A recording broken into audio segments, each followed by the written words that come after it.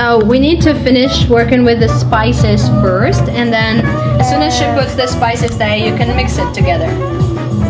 Can I mix it? Yeah. So what is in here? Do you remember?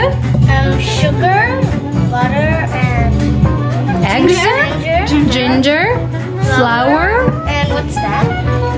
cinnamon, Cinnamon, and the other one is clove, no, the pepper. pepper, a little bit of pepper, yes. So now we're going to mix it all together, and we will also add some oats, you know, oats, and raisin and nuts and stuff like that.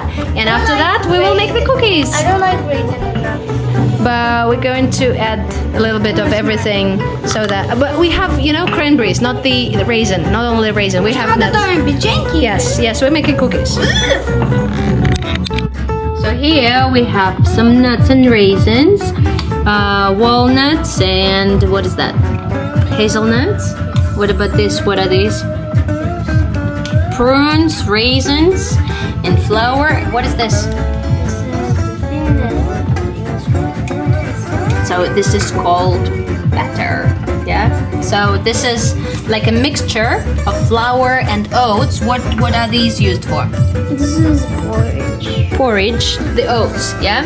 So what we will do now, we will mix this nuts and raisins together with this, and then we will be able to put those into our oven.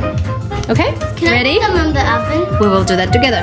Now, the most difficult part. We need to put this batter into the fridge and let it sit in the fridge for a little while. Can we do that? Okay. Let us try to close it with a lid. We will close it with a lid and we will put it into the fridge for a little while. That will be the longest time we wait, okay? Like.